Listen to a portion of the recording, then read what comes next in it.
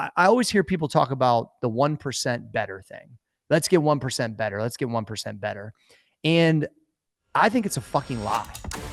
Hi, I'm Tim Bratz, and every week I sit down with the top influential entrepreneurs in the country to discuss how to leave a true legacy in all things happiness, health, wealth, and wisdom. This is the Legacy Podcast. Hey y'all, welcome to the Legacy Podcast. I am your host, Tim Bratz. Today I'm with my boy, Cory G, who is actually an Ohio native. And so if you don't know Cory, which you've probably seen him out there, he's a fitness entrepreneur. He is a leader in the nutrition industry. He has graced the cover of over 13 fitness magazines. He's a co-founder of Muscle Farm. He's part of that for, I think, around 7 years. They did over $500 million in sales during his time there. Before he exited. He is, like I said, out of Ohio, owns a gym there. That's an invite-only gym called the Old School Gym. And his current projects are, he's got the Cory G Fitness Nutrition app with thousands of members on there, a huge athlete type of following. And a lot of athletes really trust his brand and follow Cory because he's a drug-free nutrition expert, right? He's never done any of the stuff that you hear about, even the stuff that you hear about today as, you know, getting testosterone or TRT or any of that kind of stuff. He's never done any of those things. And so he eats clean, he works out, and you guys are going to hear a lot about that today. He's also got Max Effort Muscle, which is his new sports nutrition brand. And he's the only other guy I know who owns a private island. So Cory G, welcome, brother. Hey, I would say that, I feel good being in that category. However, I did read the Rob report about your private island, and my private island feels a little bit inadequate, but we still own islands. So I like that you said that, Tim. Hey, I got something to compensate for, right? So that's, I need There's levels. No, man, dude, it's great to have you here. And you and I met at, cause you're buddies with Mark Evans, and we were both speaking at one of his events a few years back, and hit it off, had a great conversation, been connected ever since. And so, dude, appreciate you being here. I got a ton of respect for you and a ton of respect for what you've done, not only in the entrepreneurial community, but also in the nutrition and health and fitness community, and all of it put together. So what I thought would be really cool is, you know, there's a lot of entrepreneurs who watch this and they're gonna be interested in your entrepreneurial journey, but they're also very attuned to what's going on with their health and their fitness, and wanting to make sure that they've got the vibrancy and the livelihood and the energy to run a business and to spend time with their family and their spouse and their kids, and travel the world and do amazing things. So I want to hit on both of those, both, you know, some fitness and nutrition elements and insights that we can share. But let's start out with your journey. Let's talk a little bit about how you got started, man. Like, you came from a coal mining family and you've built this amazing legacy, right? And for the family that comes from you. So talk a little bit about that. Man, it almost feels like I've lived multiple different lives, Tim. And I'm sure you probably could identify with this. It's like you have the early years of a lot of struggle. My dad's on strike with the coal mine. You know, I'm a fourth generation coal miner. So that's really all I see growing up is, like, you know, guys working underground, working a lot of hours. The good thing is most of them lifted weights, though, too, as a hobby. So there was a lot of fitness based around, but it was after they worked 15 hours underground, right? But what I remember a lot is more of like the turmoil of the coal mining, like guys getting hurt or being, like I said, on strike, and then your money would be messed up. And it's like just a lot of just struggle. And I don't know, it just didn't feel like there's some of them that really enjoyed the job and did it their entire lives, but it's really all I knew growing up. So I learned that work ethic from that. And my grandfather was a coal miner, then did construction both. And it's like, I just knew that I could do it because I did actually work underground for 6 months. That's how I saved my money to move away. So I worked 600 feet under the ground. I, you know, worked 20-hour days. Like I mean, I had a 1 week where I worked 93 hours in 1 week, and that was pretty wild. So I got the experience that. And listen, dude, that's a different animal than working behind a desk as an investment banker for 90 hours, right? Like, this is hard manual labor, working that many hours, bro. Like, people, like, you would fall asleep, right? Like you would like that kind of stuff. Like, there's real danger, and it's a different animal than the white collar jobs of somebody working. I work 100 hours. I mean, I shoveled coal on my knees with my back rubbing the ceiling for essentially 90 hours in a work week. Jesus. Like, and so, and I'm not even like trying to overplay it. It's just what it was, you know what I mean? And so, but with that idea that one day I could do this fictitious job I've never met anybody that has called personal training, literally, because there's no real internet in 1997 when I'm graduating high school. I've never met anyone that has a job lifting weights, but it's the only thing I like to do. So I always talk about like my conviction towards loving fitness and hoping one day I could own my own gym or be a trainer. I really didn't know if it was possible, Tim. All I knew is that this is what my family's done. They've done both. They coal mine, they lifted weights. If I could coal mine and literally spend every waking hour possible to get as much money so I could leave and move away from my trailer that I lived in with my mom and my sister to get a chance. And that's why I said I wasn't entitled to it. I just wanted a chance to do something different. And, you know, I read a lot of early Arnold stuff and just realized like the discipline that I had within lifting weights, if I could apply it to what I wanted to do with life. And then once I learned how to actually work with like fucking grown ass men underground, and I was like, if I apply that to this, how could anybody fucking beat me? And that's really my mentality. And it's still my mentality. It's funny because my stepdad, he was, you know, when I first had to get up super early to go to the coal mine, we had to be on the cage at 5, meaning on the elevator to go underground. And I just remember having to get up at 4 o'clock. And I just told him, like, when I'm done with this job or whatever, I'm never getting up this early. And ironically, I get up at 3:10 nowadays on purpose because I know what I get from that early, you know, morning type of mentality. And so the coal mining shaped me, the people I was around shaped me, but I just wanted something different.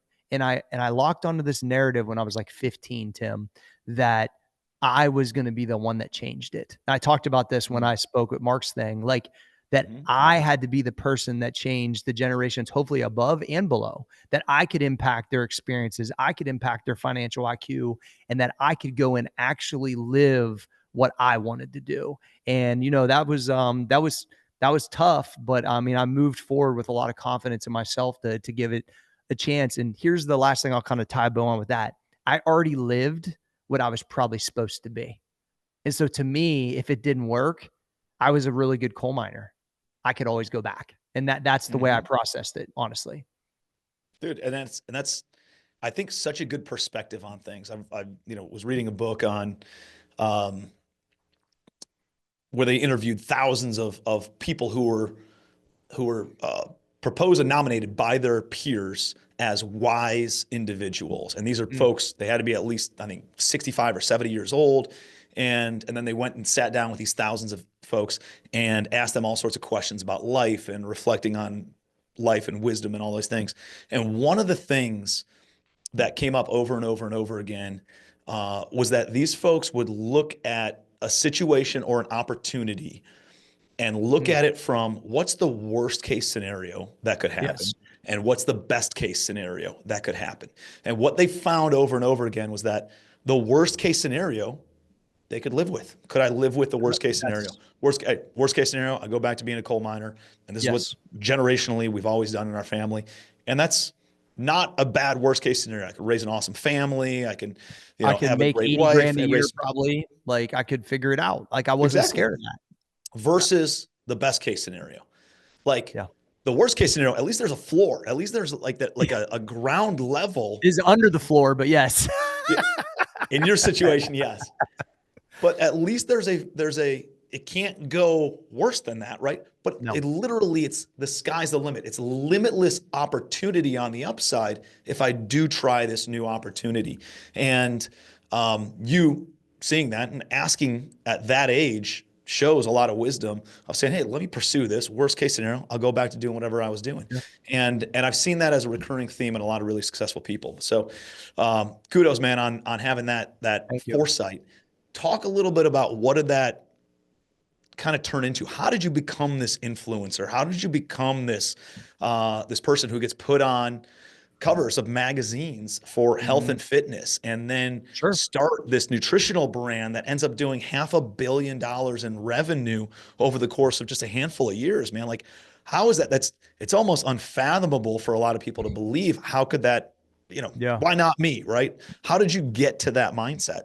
Yeah, when you say it out loud, it does sound that way, right? And I'm the one that lived it. So it's kind of wild. I think that the why not me, I'm glad you said that. I ask myself that still to this day. Why not me? Because of the things that I'm willing to sign up for and do and be consistent at. And I just continue to ask myself, like, am I supposed to be stuck in this trailer? Can I not go have a job that I enjoy that impacts people? Like, why can't I go live these dreams? And, I kept thinking I couldn't come up with an answer why it couldn't be me. You know what I mean? Hmm. Other than maybe I just really searched out, Tim, constantly, like what's required. Like I'm willing, that's the thing, is I know how to work, right? And I know how to be consistent.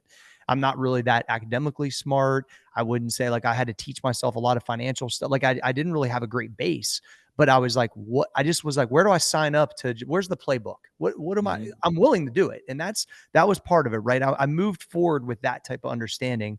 And here's what I'll say. I think, because how old are you, Tim? I'll be 40 this year. Okay, so we lived in a world where we can remember before social media still, Hmm. which I think is helpful for our age group, right? And I'm a little bit older than you, so even more so. And it's like I started my business, my LLC, in 1999 as a personal trainer. I started on the internet essentially in 2010. I had a decade of training 35 and 40 clients in working from sun up to sundown and half day Saturday and testing my protocols and understanding and impact in people and how to train females and athletes. And I worked on my craft for a decade before I put my first thing online.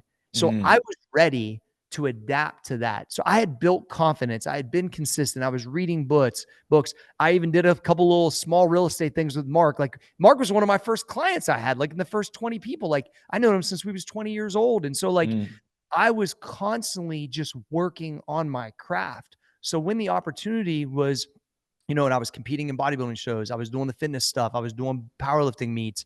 I've competed in 30 or 40 powerlifting meets, at least 15 bodybuilding shows, 13 covers. I always had a date on the calendar. I was always pushing and training for something and trying to make myself better.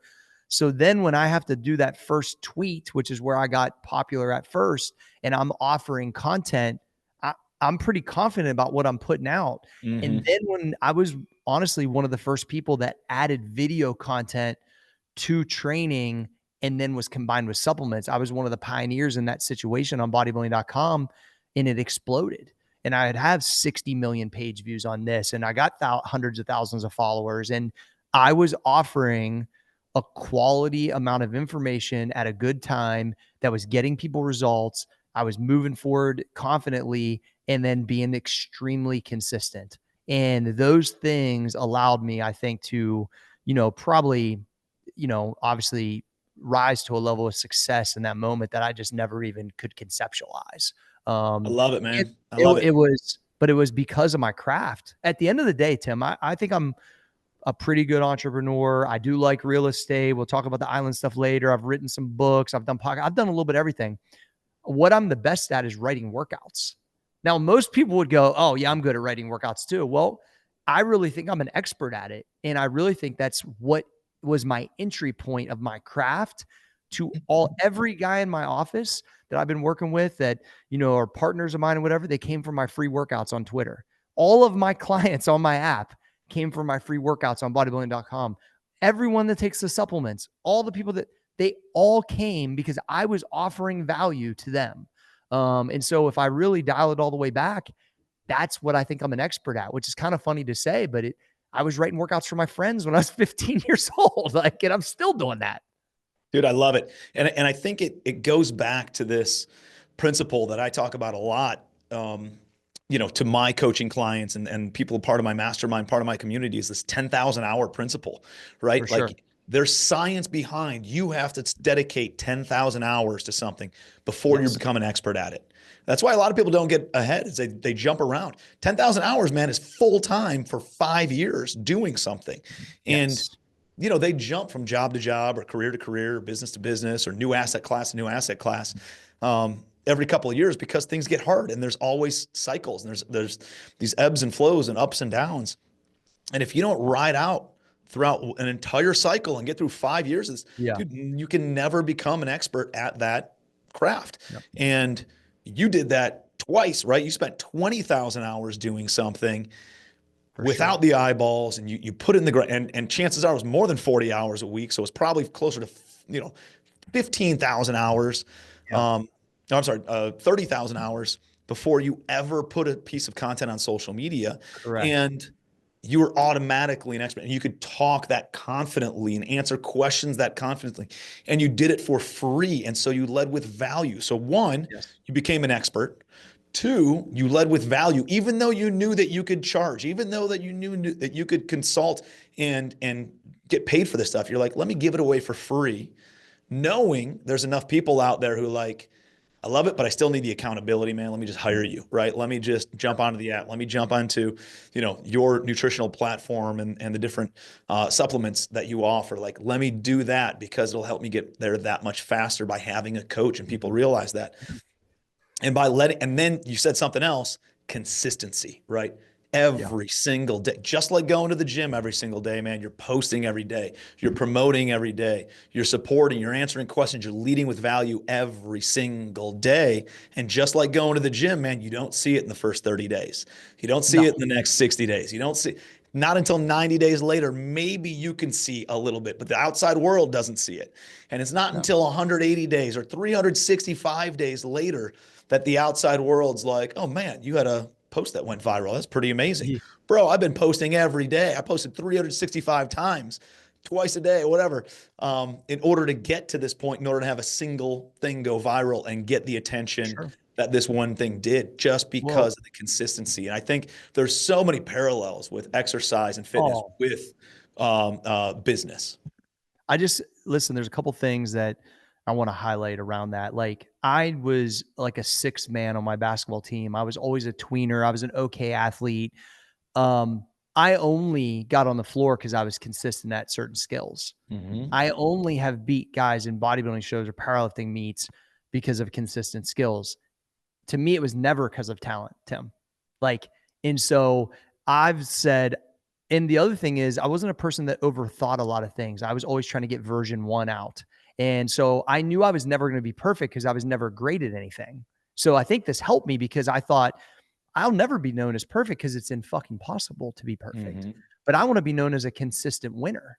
And that's what I am because I'm a consistent person. And so I'm willing to really just get in there and work and show up the next day and the next day. And I make non-negotiables with myself that will allow that and put boundaries in my life that will allow that. Listen, I'll chug a fucking pint and go after it the same as anybody on a Friday. I enjoy that Mm-hmm. too, but there's boundaries to it. But there's a couple things I want to tell you that I kind of came on to most recently. I always hear people talk about the 1% better thing. Let's get 1% better. Let's get 1% better. And I think it's a fucking lie because I don't think that's actually the percentage that you get better, even when you do the things you're supposed to do. I actually think it's 0.01%. I actually think it's smaller.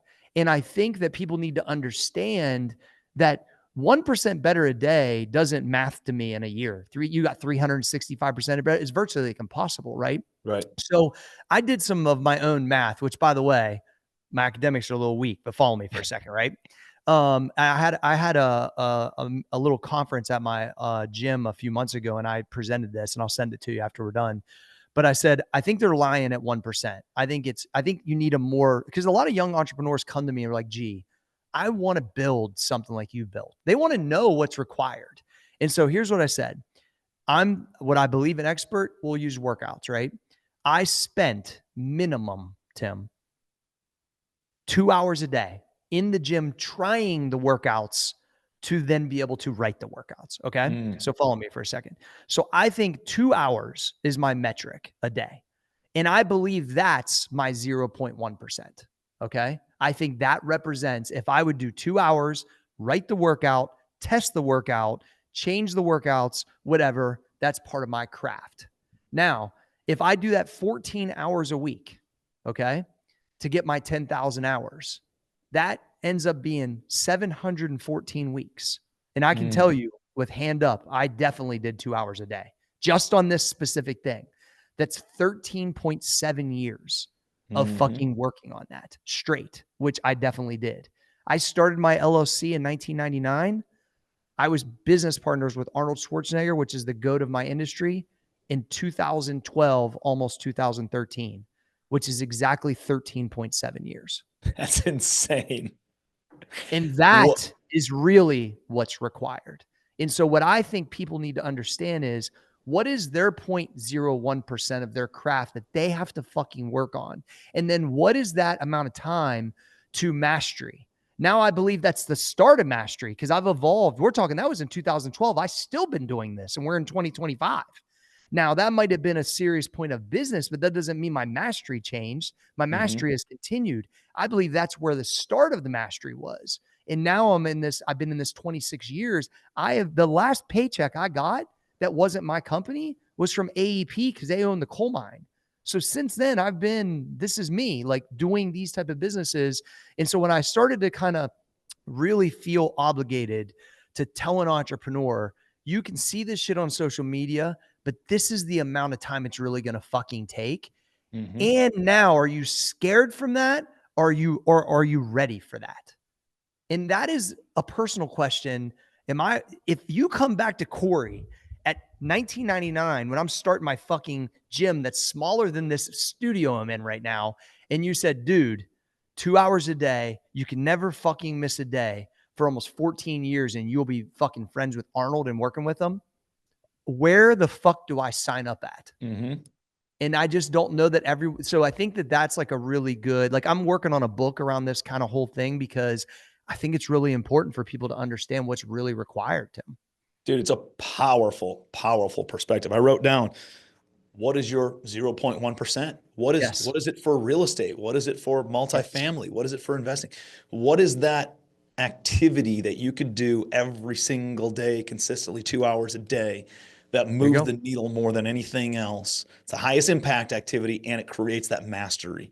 Yep. And for you, it's doing the activity. Like, there's very few, in business, you call them revenue generating activities. And typically it's prospecting. It's tapping investors on the shoulder for money, or it's making offers on specific Mm. deals.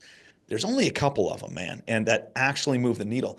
And I would venture to guess most entrepreneurs, most real estate investors do not spend 2 hours a day, every day, 7 days a week making offers, or 2 hours a day, every day prospecting for Prospecting. potential private money investors.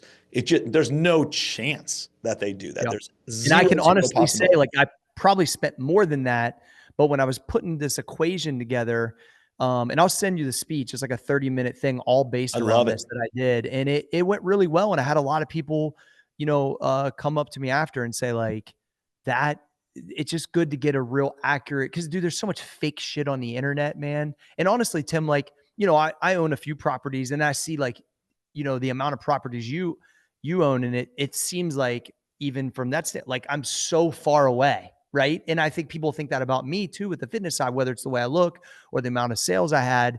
And that's how I got there. And that's Hmm. probably how you got there. Right. Yep, that's We all exactly it. got there that way. It's just what Hmm. it is. And so I Yeah, I think do. that I'm that's, I'm 20 years into this business, and yes. had the biggest ass whooping in business over the past 3 years than I've ever had. Right? Like, guess what? I'm still getting to the mastery point. I'm not there yet. And I'm just further ahead than a lot of other people. But there's another level, and there's another devil to the level, right? There's Like, always levels. There's always levels. so, And I've got my ass kicked too, but I think, like, the last 2 years, a lot of us got our ass kicked no matter what yeah, business we're in, right? But the reality is, because of all that time, I think our belief in our solution and our confidence has been built. It's earned, right? agreed. Like, I earned the confidence from my daily habits, from the way that I develop myself, the things I'm, like, very dedicated to. And so I lean on that whenever things are very difficult. And it's Hmm. like, I think that, you know, entrepreneurs need to really put all of these things in place, because it's such a difficult life. They see the glitz and glamour. You got an island, I got an island, everybody got an island, fuck whatever. But that's, that there's a lot that goes into it. And that's also why I don't really feel bad about it. Like, I'm not a person that really, like, shows my stuff or flexes. Like, that's not really my mentality, because I'm more of, like, a gritty dude. But the reality is, like, I don't feel bad for one fucking second when I used to have a Rolls Royce. I don't feel bad for one fucking second when I know what it took. And it took at least what I explained plus a ton of fucking times where I had to pick myself up and say, nah, motherfucker, got to do it again. Got to raise more money. Got to figure it out. Got to fucking get back to work. Like, I got to work on this vacation. I got to do that. So, I know what I signed up for. I just now have a passion to explain it to other people so they know what they're signing up for. I love it, man. And I keep on thinking, like, even though, right, a lot of people have gotten kicked in the ass the past couple of years, dude, they pun intended, literally built the muscle. You built the Yes. muscle to then be able to then not be as adversely affected as a lot of other people, wiped out of the Yes. business, gone, Yes. because we built the muscle and we can withstand tough Yes. times, right? This episode of the Legacy Podcast is brought to you by the Legacy Boardroom Mastermind. So our goal is to give as much free information away as humanly possible through all of our social media platforms and try to help people with their businesses, help people with their lives. We also have something for people who want more one-on-one attention, which is Legacy Boardroom. Legacy Boardroom is a board of directors for your business. If you are doing up to about $10 million a year in gross revenue, you're making some money, you got some good things happening, but maybe you can't afford a C-suite of executives, of a chief marketing officer, a chief operating officer, a chief investment officer, a chief human resources officer, and you need access to these fractional C-suite executives. That's what this was built for, at a fraction of the price of what you could find anywhere else in the marketplace. So it's my actual team who have built multiple 7 and 8 and 9-figure businesses and real estate portfolios that is available every single day of the week on these daily boardroom calls. So any questions that you have, you can hop on, ask questions about operations to my COO, ask questions about acquisitions to my CMO, ask questions about raising private money to my chief investment officer, or team building to my chief HR officer. So they're available for you 5 days a week. Any questions that you have, any hurdles that you're facing, anything that you need, these guys are available to help you break through any sort of barriers and take your business to the next level so that way you can build a business that is designed to feed your life and your lifestyle. So if you're interested in learning a little bit more, check out legacyboardroom.com. One of the things that you touched on before was, if you dedicate this much time over this many years, you reach your level of mastery, boom, you're partners with the go-to guy in your industry. For you, it was Arnold Schwarzenegger. You didn't know it would be Arnold, though. How do you convey the why? How do you convey this glory and standing on top of the mountain and reaching the peak for somebody who they don't even know what that is for them necessarily. And it's hard to even instill the belief in them that they could reach that. Like, you and I know that because we've done that, right? We've done it. Yeah. Like, there's not a single person in the fitness industry that you couldn't call, get on a phone call with, have a meeting with. There's not a person in the real estate industry that I couldn't get on a phone call with, have a Zoom call or meet in person with. But we built the muscle, right? And we know that that's the case because we've been there. So we have this level of confidence today. 20 years ago, dude, I wouldn't have, right? I would have been like, man, if I could make $100,000 a year, that was the goal. Same. And so how do you convey to someone, other than just like trying to beat it into them, that this is a very real thing? Like, how do they have that belief earlier on? And how do you help them achieve that? Man, I tell you what, Tim, I started doing a lot of this has to do with Mark Evans, because we kind of started around the same time. He gave me a book called Conversations with Millionaires, and we went to a conference with this guy named Mike Littman and John DeLemme. And one of the chapters was written by or interviewed from Robert Kiyosaki. And I really had this passion, not for necessarily real estate, but just like to understand liabilities and assets. I had zero financial IQ, and I read that chapter and I was like, ooh, this is the shit that I need. And so what that did, though, was started me down this path of development after training in the morning. And I've been so dedicated to developing myself, tons of Andrew Carnegie and Napoleon Hill. And it's funny because my father-in-law one time, this is early in my career, was staying with us just for a couple of days. And he saw me reading a Carnegie book. And he said to me, and he was an engineer, very like by the book kind of thoughts, it wasn't an entrepreneur. He's not an entrepreneur. He said, what does a personal trainer and a steel magnet have? Like, why would you be interested in reading him? He just didn't really understand. Right. And I was like, Well, it's the principles. This is the playbook. You know, there's a lesser known book that I want your community to go get. It's called How to Raise Your Own Salary. Mm, And it's a book that it's basically my older son just read it.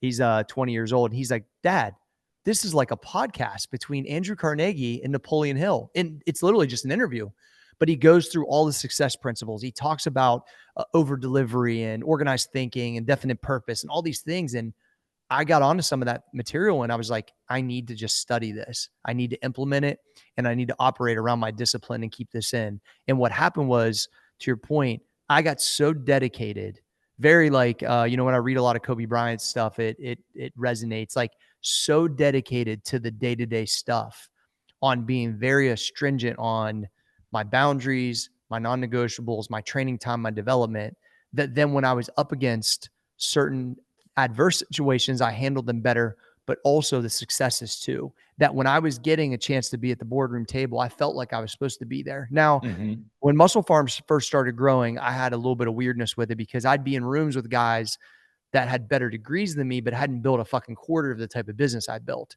They might mhm, knew more of like the academic shit, but they didn't really know what I knew. And it took me a little while to become a more confident version. But when I got a chance to pitch Arnold and I was in that moment, I knew I was supposed to be there. And I only knew I was supposed to be there because of all of that time involved, and that it was like on purpose, man. It wasn't on accident. It was intentional. And then on top of it, I was on the cover of Fitness RX with my family that same month. And during that fucking meeting, he's looking at me on the cover of a magazine with my kids. Like, I should feel like I was supposed to be in that moment. He read that by my body language that I was confident in that moment. And I don't even know if I could have dreamed that all of that time would crescendo to that point where I'm here with by far the GOAT of everything that I've ever read, done, and that he sees something in me. And still to this day, we're friends because I think of how I operated in that moment. And the reality is, like, even past this 10, 12 years later, like, I draw confidence on that. That's why I've still got pictures up around and certain things I did with him. It's like, cause I'm that guy. And I have to remind myself that it came from those dedicated, intentional items. And then it blossomed into something that I didn't miss the opportunity because I was prepared. I was locked. And when the opportunity came, I fucking seized it. And I went in saying, I'm supposed to be this fucking guy. I was meant to be here. I'm not coming out of here without this guy being my business partner, because now I stand by Arnold, and that changes some things in my industry, right? It's like, dude, I don't know what the biggest real estate guys, but do you, like, in investing, if you stood by Warren Buffett, it'd feel different, wouldn't it? At least mhm. even for a year or two. Like, I got the inside track of how he operates, Tim. I saw greatness. Now I think they said he's a billionaire too. Like, I watched and was with on how this dude operates, even when he was in his 60s. It's fucking crazy. And you Mhm. see, and I was around Tiger Woods for a whole day, and I was around these people that are literally the epitome of the top of the top. And then you go, that's what that looks like. You get a chance to Mm. see under the hood, and then you come back home and go, how should I be operating for what I want? And what are my willing to sign up to what level I'm trying to take it to? And really, that's kind of my perspective on all of this stuff, is that why not me? It is possible, but you can't jump to that conclusion. You have to dial in right now on the 0.01% and be a fucking killer. And when you're a Mhm. fucking killer for a consistent period of time, the opportunities, you're not going to miss them, I don't think. Dude, there's so much good shit. I'm So just seriously, fucking. so and here's the thing, man. Uh, you're going to believe in something, right? You're going to believe in the Yep. bullshit that they teach you at school. You're going to believe in the bullshit you see on social media. You're going to believe in something. So you Yep. might as well do what you and I did, which is Believe in your essentially fucking self. brainwash ourselves into Yes. believing in good, productive, Yep. forward thinking shit, right? Like reading Napoleon Hill, reading Dale Carnegie, reading, you know, about the titans of business and personal development books and listening to Tony Robbins. Like, dude, if Yep. you're going to believe All of it. something, you might as well believe shit where people are trying to inspire you and improve you as an individual, as opposed to the other stuff, right? Where you're going to get trained to go and work for somebody, or have some other belief system. Like that, to me, it just makes sense. And so if I'm going to go and brainwash myself, I'm going to do it with this. And Yes. another thing that you mentioned was like borrowing belief, right? Seeing these other guys who could do it, and realizing they are great, but they're great from just a handful of things, of being consistent with those things, of exactly what you're talking about. It's just fucking, here's the thing. I think everybody wants it or they think they're entitled to it, and you're just not. If you work your ass off, you have that glass half full, not half empty. You're a positive person. You're trying to create momentum in your life. Like, that's the one thing I'm always trying to do. Momentum is the hardest thing to create and the easiest thing to lose. And Mm-hmm. by being disciplined, like when I found the island, Tim, I was in crazy shape. I was building the business like in a new way. And I got that opportunity, and I sat with myself, literally stood on the island, no cell phone, no whatever. The thing's been sitting there for 150 years, no utilities, never been touched. And I heard the intuition, bro. This is a legacy. This is you, G. You'll figure it out. I never fucking developed. I hadn't even built my own house before, let alone develop a fucking island and run utilities under the water. Come on, bro. Like, but I thought to myself, I got this. This is fucking me. This is fucking me. And it's been waiting on me. And like, whether that's true or not true, doesn't matter. It's fucking true now. And, Mm-hmm. the way and the speed and the way I moved, super proud about that. But I just knew it, dude. But it took all of that work. And in that moment, I wasn't going to miss the opportunity. And I'll tell you this, if I'm 225, I'm down on my luck, I'm feeling bad for myself, I ain't doing what I'm supposed to do, I'm missing workouts, I'm still doing business because I've been doing it for so long. I don't know if I'm moving like that on that property, bro. Mm-hmm. Like, historically, the people around me were like blown away with how I moved on that thing. 1 year to the day that I found it, I was barging over the shipping containers to build a house. Like, it was wildly fast. And so, I don't know, it's just like I'm preparing for what's next every day, and I'm not entitled to the time frame or the outcome. I just want a chance. When the lights shine, I just want a chance at it. And honestly, as I go forward, like I'm writing books, I'm doing more media, I'm doing more speaking, I've been coaching more. I think that's the next thing for me, and I'm preparing for that. And when I get a chance to get a keynote or be on a big podcast like here, or other guys that have been kind of chirping at me, I'm ready, dude. This Mm-hmm. is what I've been doing. And so it's exciting for me because I just really want to give people an accurate depiction of what's possible, because my life would be massively different if I didn't take action like I did. Dude, I think everything you're saying, in my mind is, when I think of two hacks of success, I think one is making sure you're in the right room with the right people who are asking these questions, who are supporting you, breathing inspiration into you, holding you accountable, calling you out on your bullshit in a productive, positive manner, Sure. right? And getting around people who are doing amazing things, and then borrowing the belief, and then giving yourself the belief. Like, being around the right people will Massive. determine your Yep. direction in life. Bro, I'm a Another, hatchet man on that. I want to speak on that for a second. yeah, go ahead. I don't fuck with people that have drama associated with them. Yeah. Like, I give you like one chance. I like you. I believe in you. You're around me. Second chance, you bring me something that I'm kind of like, is this a pattern? Third time, you're out.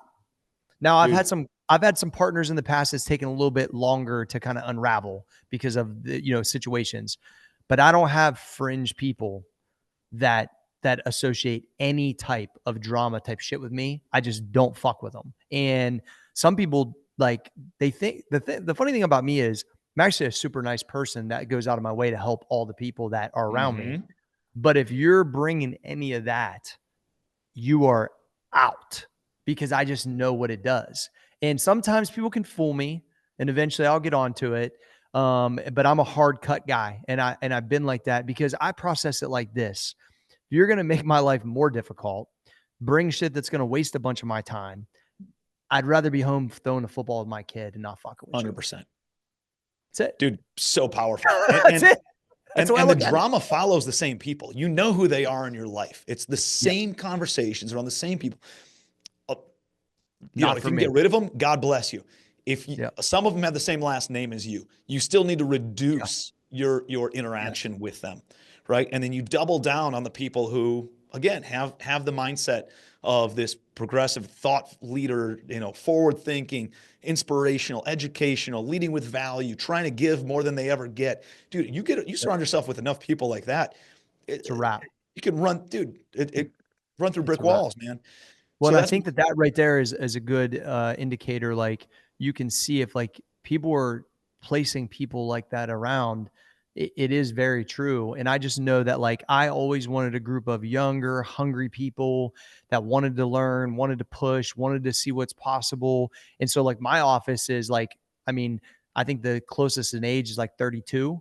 So hmm everybody here is like between 25 and 32, 33. And like younger, hungrier entrepreneurs that work inside the business. They have their own freelance stuff too. And so it's like, I've got that very startup, kind of like anything's possible type of vibe. And when I come to the office every day, we've essentially created our own like fantasy factory, for lack of a better way. It's like a fitness version of that between the gym and the office. And we have the low rim league, which is actually starting tomorrow. I got an 8-foot dunk league. I'm doing this whole YouTube thing on.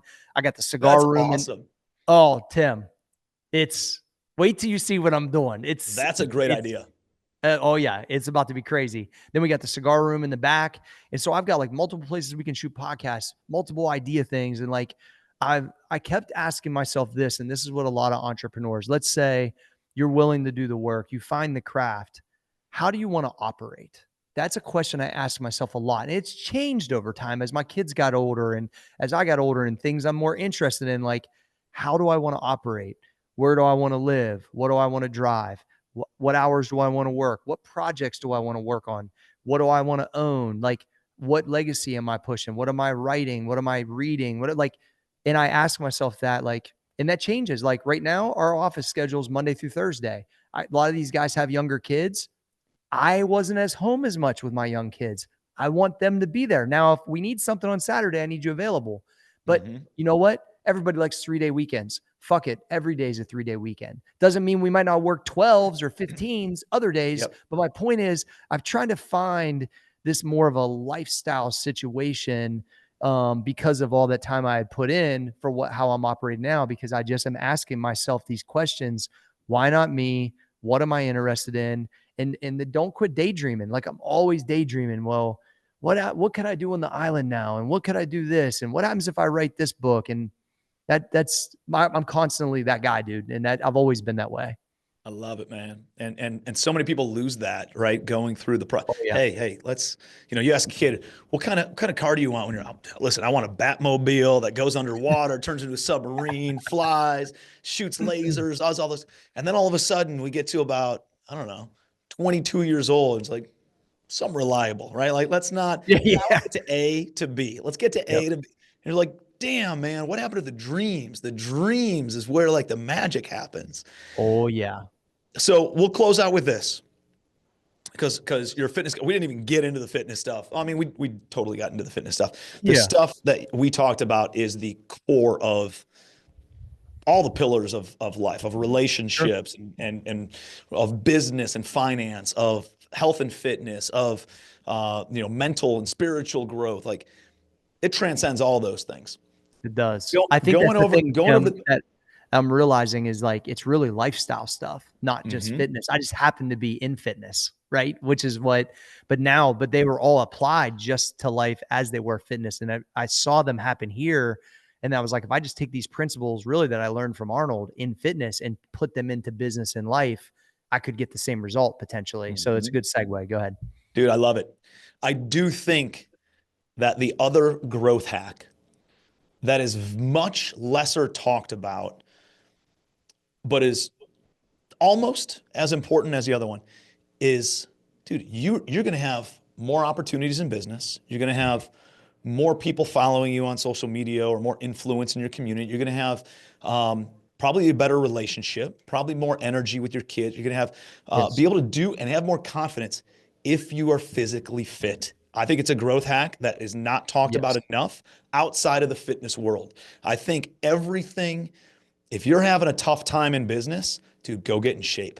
Because if you go get in Yes. shape, you're going to More have more resilient. confidence. You're going to show up different to your relationships. You're going to show up different to business meetings. You're going to show up different to church. You're going to show up different to uh, just Life. Everything you do is life, man. It is a massive hack. You will make more money. You will have healthier relationships. You're going to be happier. You can be more Yeah. confident, and it's going to spill over into everything else. So knowing that this is a podcast primarily for entrepreneurs and a lot of real estate entrepreneurs, dude, what are the biggest impact items? How can some Mm. like in order to get started, in order to get the ball Yeah. rolling and really have I a love it. ton of results, right? With hey, these are going to start compounding the fastest until you get your mind Sure. right and you start really seeing the momentum. Like, You, what are those couple of either fitness hacks, sleeping hacks, workout hacks that you would suggest that we can leave people with as a tangible, tactical takeaway? yeah, easy. You have to start yourself some type of streak that you're accountable to. It's funny how the mind works. Like, they say it takes 21 days to create a habit, maybe 30 days for it to be kind of in your schedule. I found a lot of these things super helpful early in my career because, historically, I didn't really like running. So I used to lunge every day so I'd lift weights and I would do walking lunges for a half mile, which is crazy, but that's like what I did for like 10 years. But it would take me like 20 or 30 minutes, knee got to touch, no extra steps. Like it's pretty real. But I did Mm-hmm. like 500 days in a row, literally never missed a fucking day. I was lunging on cruise ships, down fucking airports. Like, it didn't matter. I got it in. Dude, the momentum that I created was insane. So then I would tell people, hey, walk a mile a day. Like, but see, what I would combine is I would do the lunges and then I'd be listening to a podcast or an audio book. And so I would hit two birds with one stone. So Mm. what I think, if somebody's listening to this and are like not training at all, I would recommend like literally go for a walk, be accountable, say, I'm going to walk every day, no matter what, for 100 days. And I'm just going to listen to something positive but intentional to something I want to learn about my craft. And if you combine those two things, what will happen is day 32, you'll fly in at 11 o'clock at night and you'll have to make a decision. Am I going to stay to my streak or am I going to give up? And 90% of the time, people will stay to the streak and do what's required. But if you don't have a streak, you won't. And so I Mm-hmm. think it is 100% good hack to get yourself into a consistent behavior. And then the other things start following in. Now you add weights 3 days a week. Now you're making sure you're eating a little bit better. And then streaks will also, over time, create momentum to where then you just feel like you're moving forward. And I really believe, Tim, that is one of the things that people can do immediately. Doesn't have to be extra sexy. It literally could be walking and listening to a podcast, but you just dedicating not to anyone else, but to your fucking self. Mm-hmm. And I operated like this for like a really long time. And my momentum that I've created in my life, and here I'll tell you this, you have more of a fucking motor. Like I'm going to be able to outwork people that are the same age in the same industry because of the way I keep myself, or different industry. Doesn't fucking matter because I'm not running out of gas at 2 o'clock. Mm-hmm. I'm up at 3:10. I'm getting a lot done before 7 o'clock. Like you Mm-hmm. better, I have this whole pack a lunch mentality. Like I go to speak to college athletes and this is what I tell them. I was like, I bring my coal mine lunchbox with me and I say, look, man, I'm going to be the best teammate you've ever had. And I'm going to pack this fucking lunch every day. And I'm going to push you to be the best teammate. And when you slip, I'm taking your fucking spot. And then I'm keeping packing this lunch. And now you got to come fucking get it from me. And Mm. good luck. And so that's the fucking mentality, right? I And love it. it's like, if you're packing that lunch consistently, you're getting better along the way because you're adhering to something that's going to make you better. And then it's really hard for people to fucking fuck with you, bro. Like there's always levels. We already talked about there's always a guy that's doing this or has this many followers, makes this much more money, whatever. But if you really can say, I'm going to make this brick of time where I'm going to say at all costs, I'm going to adhere to something, you will see a positive momentum. I think that will impact your health and your mental health, I think, quite a bit. Bro, so powerful. Thank you so much for all the Yeah, you're nuggets welcome. and for I love this sharing. shit, Tim. Dude, me too. Me too. I could talk to you for hours and hours. And so I'm back in Ohio for the summer, man. We gotta match up. I want to come down and see the island and come and hang Yes, out and get a workout in. please. Dude, it'd be That would awesome. be great. Yeah. Where's the best place for people to learn about the Cory G Fitness app Yep. and to follow you and to learn about Max Effort? Yeah, so everything's at Cory G Fitness, CORYG Fitness. The app is on the App Store. on Apple or Android. There's a ton of people in the community all over the world on there. And then Max Effort Muscle is a supplement brand. One of the things I want to touch on is we have an amazing community between the two companies that, when people buy supplements each month, they get their protein, they get their pre-workout, they can also come to in-person events for free. And we have multiple in-person events, which really have the community from all over the country that come to Muscle Island and to Old School Gym. And so I'm building something I'm really proud of right now with that community. And I'm looking forward to seeing you in the summer, have you come to the island and the gym. It would be really cool. And dude, thanks for sharing your platform with me and having me on, Tim, and let me yell all my craziness. I love it, man. No, this has been one of my favorite episodes. So appreciate you more than you know. And man, can't wait to see you this summer. Thank you. Yeah. Oh yeah. Thanks, man. Hey, well, thank you for being here. Hopefully you got a ton of great value out of this episode. We try to give as much free value as possible across all of our social media platforms. So please make sure that you're connected with us. We are at Legacy Wealth on YouTube. We are at Tim Bratz on all other social media platforms. And we're available anywhere that you listen to podcasts. The best way that you can support this podcast is by just subscribing to our YouTube channel, by liking the video, by commenting on it, and by sharing it with anyone else who might get some great value out of it. So thank you again for being here. We'll see you next Sunday on the Legacy Podcast.